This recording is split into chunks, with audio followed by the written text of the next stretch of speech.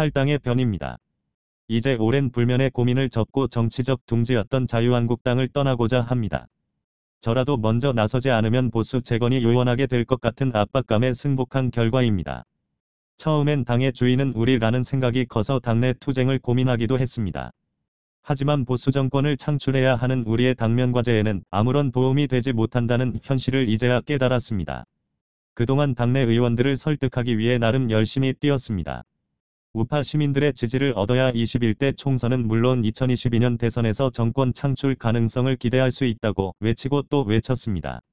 한국당이 보수 우익의 중심이 되려면 무엇보다 박근혜 대통령에 대한 탄핵이 부당하다고 저토록 처절히 외치고 있는 우파 시민들 마음을 품어야 한다고. 3년여를 폭염이나 혹한에도 아랑곳 없이 서울역, 대한문, 동화면세점, 교보문고 등 광화문 일대를 돌면서 태극기를 흔들어왔던 정통우파 시민들의 오랜 외침에 귀 기울여야 한다고.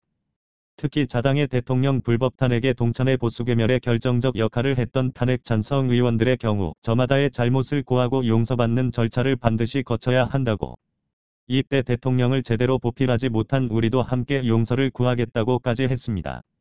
또 탄핵이 거대한 정치 음모와 촛불 쿠데타 등으로 만들어진 거짓의 산에 날조된 정황이 갈수록 기정사실화되고 있는 만큼 당 차원에서 탄핵 백서를 제작하자고, 그래서 탄핵 기록의 왜곡을 막자고 반복해서 말해왔고 황교안 대표께도 이를 당부했으나 별다른 대답을 들은 게 없습니다.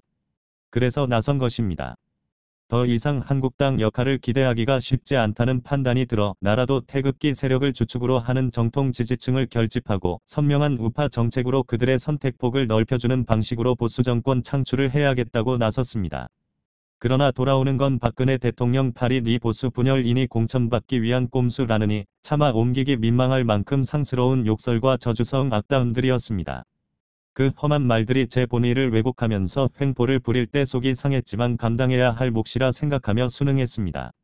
과거 박근혜 정부 당시 동지의 인연을 나눴던 몇몇 동료 의원들의 처세술도 상처를 줬습니다. 국회의원이 되기 위해 당시 그들이 박 대통령 앞에서 어떤 처신을 했는지 기억에 생생한데 너무도 달라진 표정으로 세상 인심을 전하고 있는 그들이 그저 놀라웠습니다. 그래도 면전에서는 아무런 내색을 하지 않았습니다. 맞서 싸울 적이 아니라 서로의 정치 영역을 품앗이로 확장해 줄 한 식구라는 생각 때문이었습니다. 그런 와중에도 장도를 기원한다, 통합의 큰 물길에서 다시 만나자는 등의 격려 문자로 위안을 준 후배 의원들에게 감사 인사드립니다. 저는 이 순간이 먼 훗날 국가와 민족을 위한 현명한 선택으로 역사에 기록될 것을 확신하고 있습니다. 탈당을 만류하면서 모 의원이 공개적으로 창당의 정치적 대의 명분과 가치 등을 밝혀달라고 요구한 질문에도 답하겠습니다. 저는 태극기 신당 창당의 가치는 정통우파의 선명한 정치결사체의 구심점이 되어 국민을 바라보는 정치를 실현할 수 있다는 것이고, 3년 동안 태극기를 흔들어 온 정통우파 지지자들의 눈물을 닦아주는 게 우리의 대의명분이자 직면한 당면과제라고 생각합니다. 거듭 말씀드리지만 신당 창당을 보수 분열로 몰아붙일 일은 아니라고 생각합니다. 보수정당의 외연 확장으로 평가되는 게 옳습니다. 당장 정의당, 민평당 등 여당인 민주당과 뜻을 함께하는 여야 사당이 하나가 되어 6월 임시국회 소집 요구서를 내니 한국당을 패싱한 채 국회가 열리게 되지 않았습니까? 이런 식으로 앞으로 한국당 혼자 어떻게 보수 우파 정책을 국회에서 실현시키겠다는 말입니까? 패자정리 거자필반이라고 했습니다.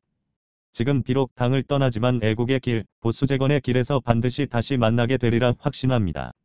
어떤 경우라도 정치를 개인의 영달이 아닌 역사 앞에 떳떳한 성과로 남을 수 있도록 늘 마음에 새기고 노력하겠습니다. 모쪼록 저의 충심을 회량해 주시고 격려와 배려의 눈길로 응원해 주시길 바랍니다.